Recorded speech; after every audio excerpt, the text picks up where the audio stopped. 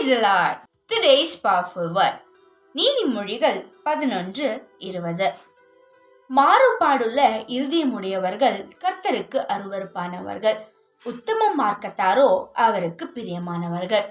நாம் கர்த்தருக்கு பிரியமாய் வாழணும்னா உத்தமமாய் வாழ வேண்டும். உத்தமனுக்கு உத்தமரும் மாறுபடுகிறவருக்கு மாறுபடுகிறவருமாய் கர்த்தர் இருக்கிறார்.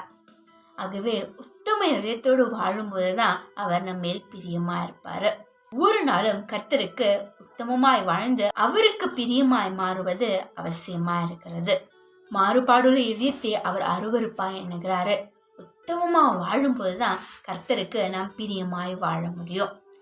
கர்த்தருடைய வேதத்தின்படி நடக்கிற உத்தம மார்க்கத்தார்கள் தான் பாக்கியவான்கள் என்று வேதத்துல சொல்லுகிறது.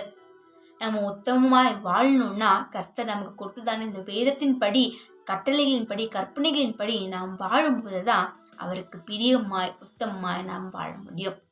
இவ்வளவு நாட்களும் மனிதர்களை பிரியப்படுத்தி வாழ்ந்து நம்மள சந்தோஷத்தை நாம் பார்த்ததே கிடையாது. அவர்கள் நம்மை வேதனைக்குள்ளாய் தான் ஆக்கியிருக்காங்க. ஆனால் நாம் கர்த்தரை பிரியப்படுத்தி வாழும்போது நம்மில் அவர் சந்தோஷப்பட்டு நம்மையும் அவர் மகிழ்ச்சியாக வைத்துக் கொள்வார்.